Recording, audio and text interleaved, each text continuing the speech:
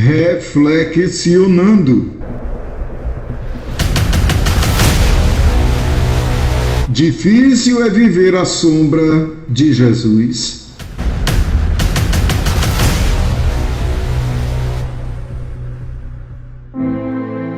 Difícil é viver à sombra de alguém como Jesus. Alguém que desde sua anunciação trouxe problemas para uma adolescente virgem pura, a qual estava noiva de um homem que aguardava o dia feliz e festivo do seu casamento. Problemas para um noivo que se depara com sua noiva muito nervosa. Essa sem saber como daria notícia ao seu noivo que se encontra grávida. Ao comunicar a notícia para o seu noivo, ele fica nervoso, perplexo e agora coloca em xeque a sua pureza, a sua fidelidade e a sua honradez. Ninguém fala dos maus pedaços que Maria sofreu por ser escolhida para ser mãe do Filho de Deus. O noivo, pensando em deixá-la em oculto para não a condenar à morte, pois essa era a pena para tal crime no que tangia a lei mosaica em Israel.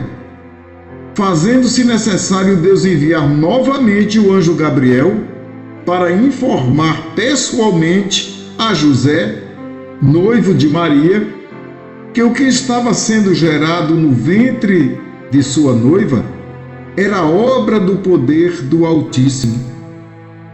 Problemas para os pais das crianças de 2 anos para baixo. Crianças essas que foram assassinadas por ordem do rei Herodes, por não ter sido avisado pelos 3 reis que vieram visitar Jesus quando ele nasceu, da localização exata de onde estava o menino Jesus. Problema para os pais, José e Maria, para manter por um período de tempo a identidade e história de Jesus em segredo. Mas como disse o próprio Jesus aos seus discípulos, não se acende a candeia e se coloca debaixo do alqueire, mas no velador, e dá luz a todos que estão na casa. E disse Jesus: Eu sou a luz do mundo.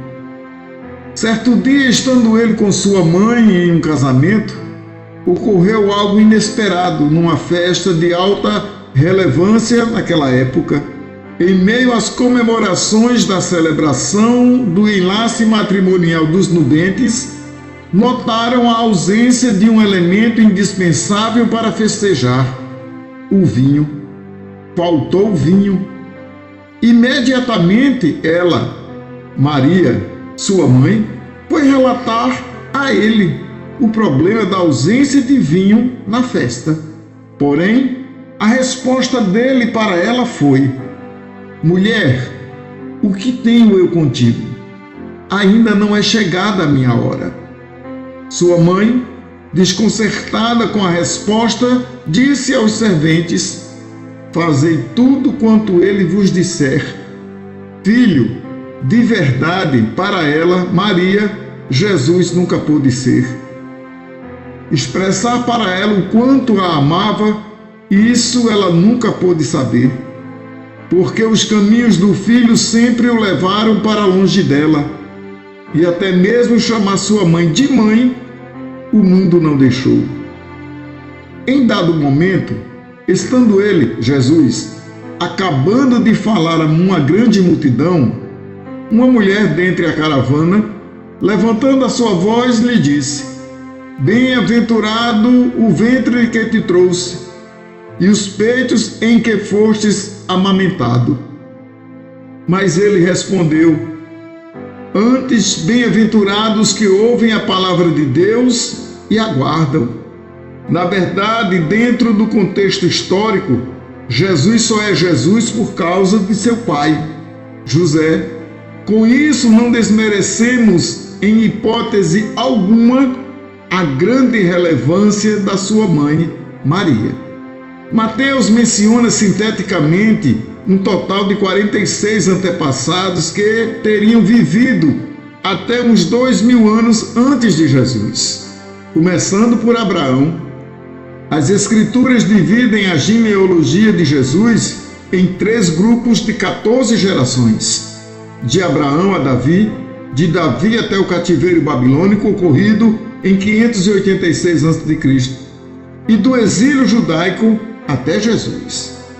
Zorobabel gerou a Abiúde, Abiúde gerou a Eliaquim, e Eliaquim gerou a Azor, e Azor gerou a Sadoque, e Sadoque gerou a Aquim, e Aquim gerou a Eliúde, e Eliúde gerou a Eleazar, e Eleazar gerou a Matã, e Matã gerou a Jacó, e Jacó gerou a José, marido de Maria, a qual nasceu Jesus, que se chama o Cristo.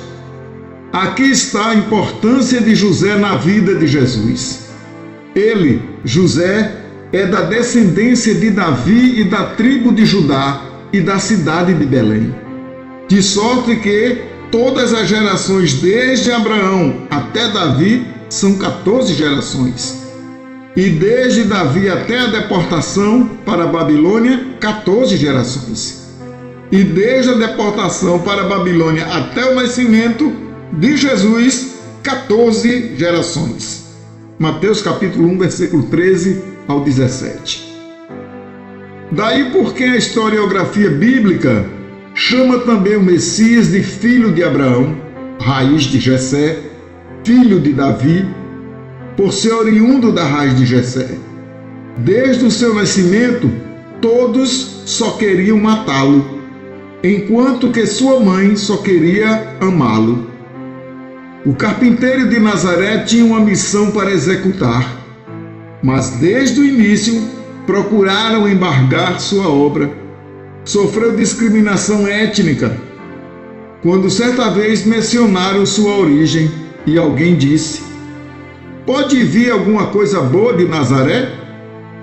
Um certo dia Jesus esteve aqui, olhando para os desprezados, falando com os rejeitados, coisas que nunca tinham ouvido de alguém. Com isso alcançou seus corações. Sua voz falava de amor, seus gestos eram de amor e paz. Andou pelos campos, andou pelas praias, pelas montanhas, falando do amor de Deus e da sua justiça. Mostrou-se como a luz do mundo, e aquele que creu tirou da escuridão, fazendo nascer a luz em cada coração que compreendeu que existe vida em abundância, que existe vida eterna e que a morte não é o fim.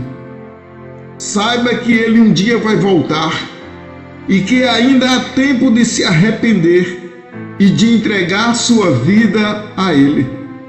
Faça nascer e crescer dentro de você a flor do bem. Jesus foi embora, mas nos deixou 2 bens preciosíssimos. O primeiro foi a certeza que ele vai voltar para nos buscar e estaremos com o Senhor para sempre. O segundo, o Consolador, para não nos sentirmos sós, abandonados como filhos órfãos. É o Espírito Santo que todos os dias nos diz: tenha fé, não desista, espere mais um pouquinho de tempo e o noivo virá para te buscar. Tudo que aqui ele deixou, tudo que aqui ele ensinou, não passou e vai sempre existir. Passarão os céus e a terra, mas as suas palavras jamais passarão.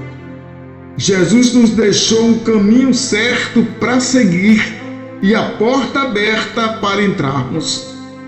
Estando crucificado, as mãos de Jesus estavam presas com cravos, e no peito de sua mãe, a dor em ver o filho na cruz pendurado. Ora, Jesus, vendo ali sua mãe e que o discípulo a quem ele amava estava presente, disse a sua mãe: mulher, eis aí o teu filho. Depois disse ao discípulo: eis aí a tua mãe. E desde aquela hora o discípulo a recebeu. Pelos homens, ele, Jesus, foi maltratado e tratado como escravo. Todavia, por sua mãe, ele foi amado como um filho e Senhor. Aquela dor foi grande, mas o amor ainda foi maior e bem mais forte. Jesus abriu as portas do paraíso e está nos esperando, e com um sorriso está nos dizendo: o meu lar também é teu, eu te amo e jamais me esqueci de você. Eu vou te trazer para o céu, para que onde eu estou esteja você também. O amor de Jesus é maior do que o oceano, é maior do que o universo. E quanto a nós, bem, nós estamos em seus planos, o plano da salvação. Aleluia! Glória a Jesus!